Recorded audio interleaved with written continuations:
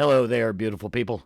I'm Tracy Rigdon, and this is the Contrast Project Lounge podcast. In this episode, I'm going to be talking about the city that I call home, the city I was born and raised in, the largest city in the United States, Jacksonville, Florida. I love this place. I will always love Jacksonville, and I will always call it home. So we're going to talk about it today. I'm also going to include a short video segment that I did this past weekend commemorating Memorial Day, and I hope you'll enjoy it. Are y'all ready for this? Let's go.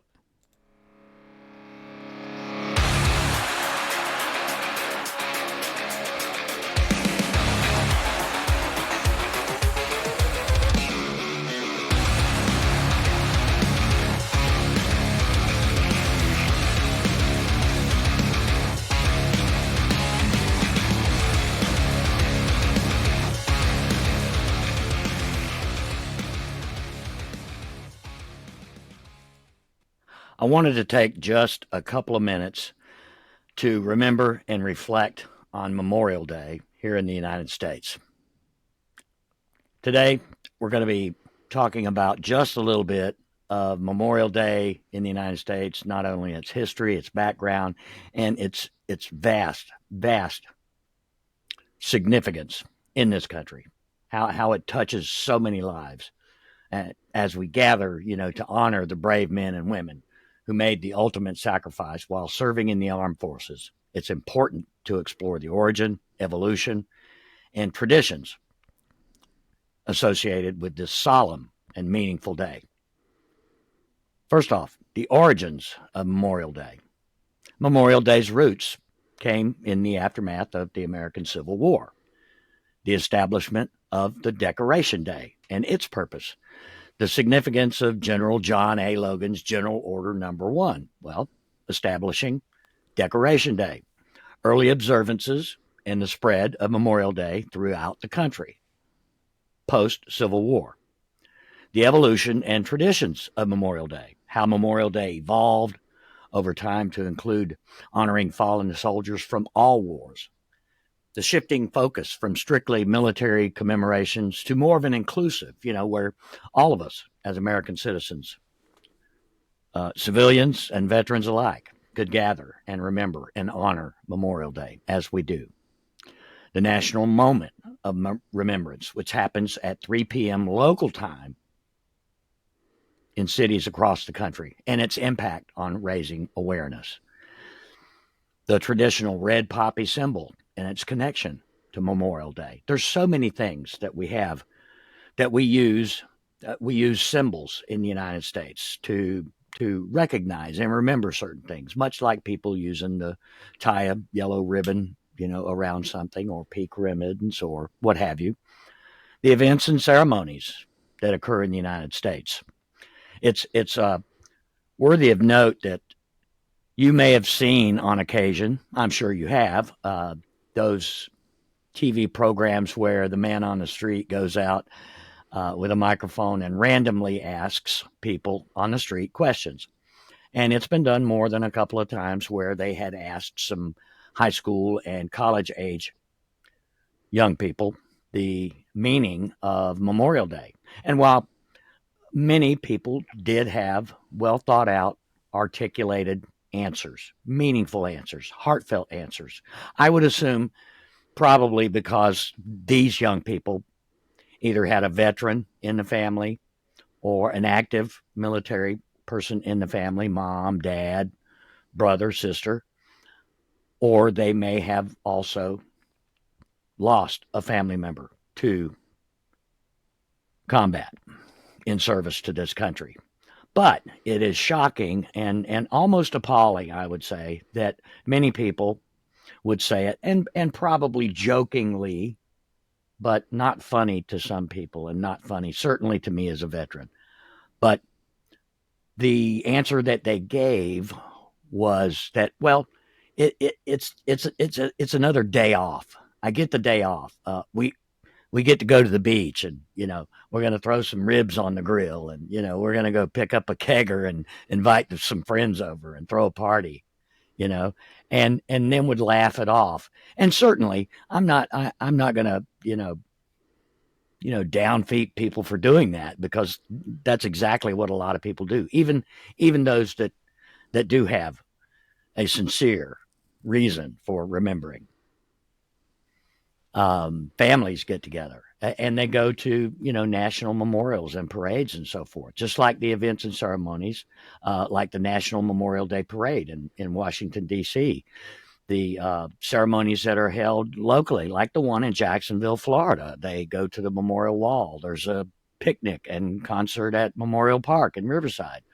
So those things are attended by well-meaning people and not just party goers. Okay, a lot of people do get their family together, and some religious groups gather together to, you know, hold hands and pray and so forth. And these are all good things where people can get together and recognize, remember, and honor the day, the local parades, community events, all across the country, the significance of the table of remembrance and missing man displays. You've seen those. I've seen those. Memorial Day versus Veterans Day. That's another thing where people seem to misunderstand, confuse the two. Now, I being a veteran, and I've said this before, thank you for your service. You hear that a lot. You hear it everywhere. You hear it at the grocery store, at the gas station, at Walmart. You hear it all the time. Thank you for your service. And like I mentioned in a short the other day, while wearing my Army veteran baseball cap, I'm from the South, and you can pick out most of the veterans in the South because they'll be wearing either a T-shirt or a baseball cap of their military service. My dad practically won't leave the house without his Navy veteran hat, and he gets that at the store all the time. Thank you for your service, sir. Happens all the time, and it's touching, and he appreciates it, and I appreciate when I wear my hat out and people say thank you for your service. I say you're welcome and thank you for saying so. Clarifying the difference between Memorial Day and Veterans Day. We should know the difference. Memorial Day, honoring those who lost their lives in military service. Veterans Day, recognizing veterans, living and deceased, who served in the armed forces. Distinctive observances and ways to pay tribute on each respective day. In conclusion, let's remember that Memorial Day is not just about barbecues and the unofficial start of summer. It's a day to pause and reflect and express gratitude for the sacrifices made by our fallen heroes and their families. Take a moment to participate in a local Memorial Day event if you can. If not, have a moment of silence. Observe the 3 p.m. moment of silence, which is held across the country. 3 p.m. in most cities across the country, local time. And I say this in all sincerity and from the bottom of my heart, as I've said before. And it will never take away the pain of a grieving family, a grieving father, and especially a grieving mother. Thank you for your service. We'll see you on the podcast somewhere around the internet, wherever you stream. Peace. I'd like to thank all my friends, fans, and followers on Facebook, Instagram, Twitter, and YouTube. All of you. And those of you who are not already following us, please like, share, comment. And on the YouTube channel, like, share, comment, and smash the subscribe button so that you get all the new episodes. Don't forget to ring that bell. You get notifications. And listen, once again, I want to thank each and every single one of you. Your support means the world to me, and I certainly do appreciate it. Again, thank you, thank you, thank you. Hey there, guys. I thought I'd steer off the topic of politics today and talk about the city that I was born in, the city that I still call home, Jacksonville, Florida, one of the largest city and landmass in the United States. I wanted to talk about the many positive aspects of Jacksonville, Florida. Despite some of the challenges with current laws and legislation, this city has so much to offer. People that live there know this to be true, regardless of many of the negative things you hear, maybe on social media, maybe in the news, even in national news, there have been negatives spoken about. But I want to talk about the many wonderful things about Jacksonville, Florida, and living in Northeast Florida. From stunning beaches to world-class museums, the outdoor events, the city truly shines in its own unique way. Did you know that this city has an impressive 22 miles of beaches, more than any other city? Shoreline, over 1,100 miles of shoreline, more than any other city in the state. Whether you're looking for, a day in the sun or, surfing, Jacksonville coastline really does have it all. The fishing, surf fishing, fishing from the pier, fishing all up and down the St. Johns River, the year-round sunshine. It's an added bonus. We have an average of well over 250 full days of sunshine in Jacksonville, and it's perfect destination for outdoor enthusiasts and beach lovers alike. The 22 miles of beach, like I said, the year-round sunshine, the surfing, sunbathing, just lying around at the beach looking for shark's teeth. A lot of people do that. Now, aside from the beaches, Jacksonville is also home to some incredible cultural attractions. The city houses world-class museums that cater to a diverse range of interests. Whether you're an art enthusiast, a history buff, or a science lover, you'll find a museum that captivates your imagination. These places contribute to the vibrant cultural scene and provide enriching experiences for both residents and visitors. I know many people that live in town that continue to go to the same museums on a regular basis. The world-class museums for art, history, and science. The rich cultural experiences everywhere you look. Contributions to the vibrant arts scene, the local arts scene. Many muralists hail from Jacksonville, Florida. It's an amazing sight. I've seen some beautiful murals done in and around the urban core. It's just beautiful. The city's known for a plethora of parks. In fact, Duval County has more parks than just about any other county in the state, and I believe more than any other county, including state parks, national parks, and, the city parks, and the many outdoor events that showcase the talent and creativity of the community. And of course, we all know one of the largest jazz festivals in the country, the Jacksonville Jazz Festival. It's, the tunes and the vibrant atmosphere, the fun, the party atmosphere, and it's held on multiple stages in the downtown area. It's just, to me, one of the highlights of the event schedule in Jacksonville, along from the St. John's, the River Jams, the concerts in Lenny's Lawn downtown, free to the public, always free to the public. The parks and outdoor spaces for recreation, relaxation. Again, the Jazz Festival. It's a testament to Jacksonville's musical heritage. Notwithstanding the blues history, of course, the jazz, the rock and roll, Southern rock and roll, capital of the country, actually. The birthplace of Leonard Skinner, of course, and many others, called Jacksonville their stomping grounds. The Allman Brothers, Blackfoot, 38 Special, many other bands. It's a vibrant atmosphere and community engagement. Okay. Lastly, let's touch on the unique blend of country rock, country and rock and roll that defines Jacksonville's identity.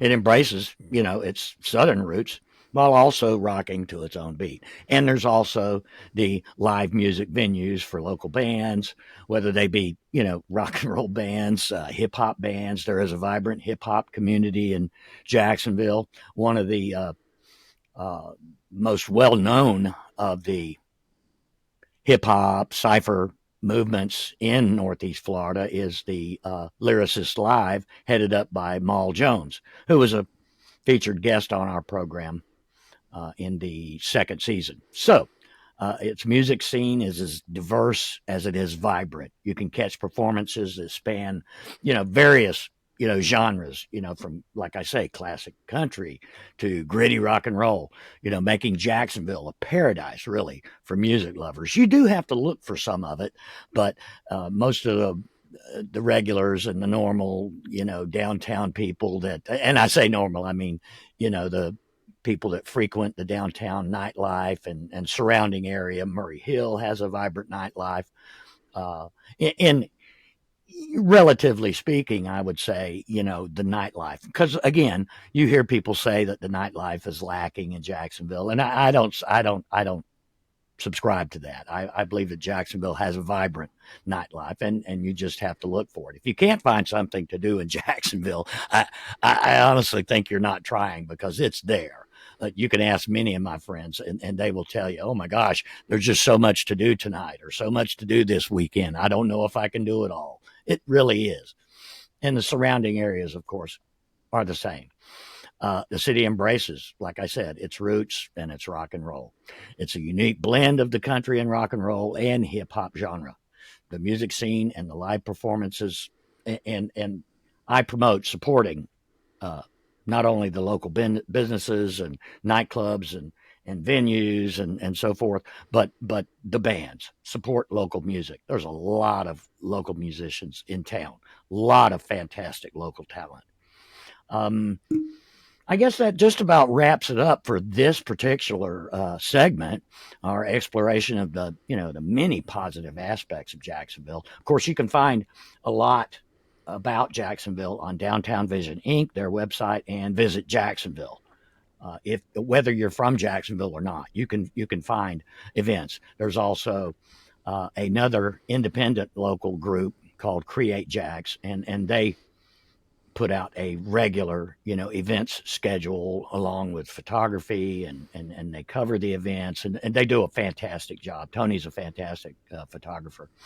It continues to shine with its 22 miles of beaches, year-round sunshine, world-class museums, its outdoor events, and a pretty good music scene. Jacksonville truly offers a different take on the basics, blending a bit of the country and a whole lot of rock and roll.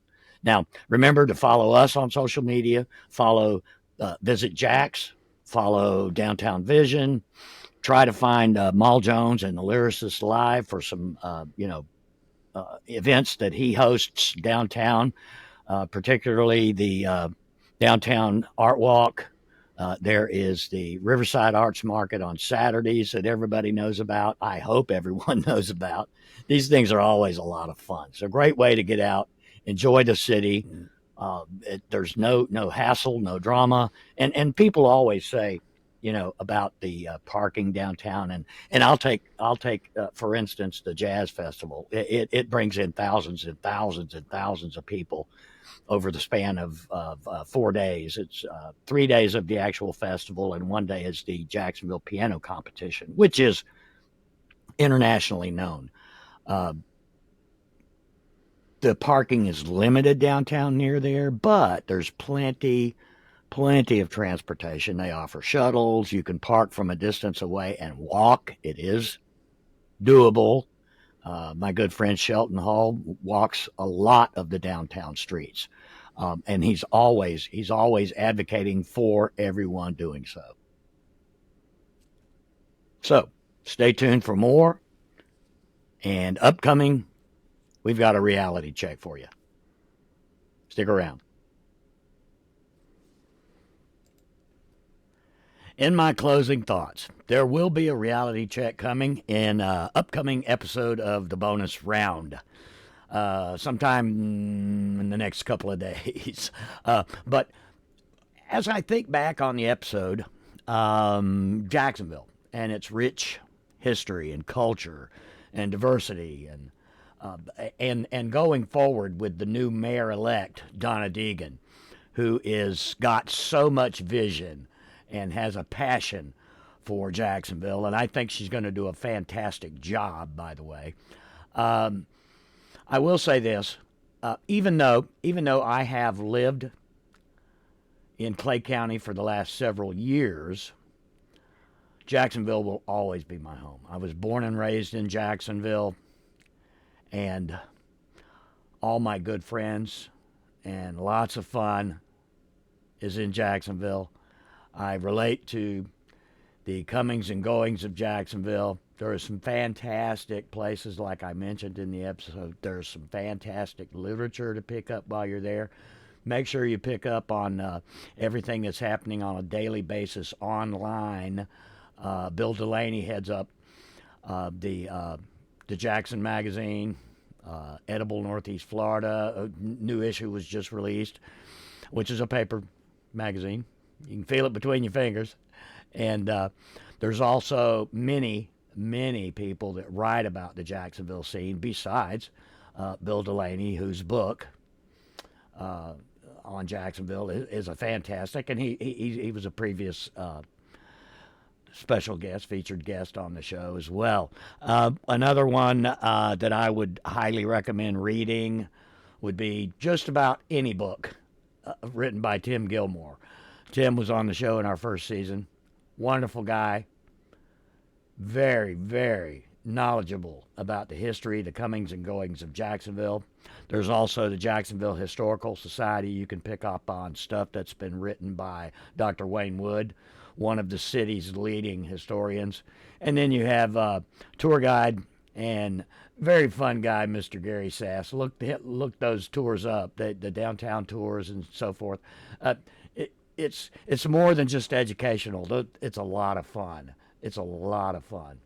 Listen, in these days when we have so much turmoil in this country and you know, we're going through a lot in Florida as a whole, we can look at Jacksonville and say, you know what, it really is just not that bad, and things could be worse. Now, granted, I stand firm on my belief that there's a lot of things going on in Tallahassee that need to be stopped and or reversed. But, you know, hey, on a lighter note, this is where we live. This is what we call home. And I think we should preserve it. Listen, till next time, take care of yourselves and each other. Peace.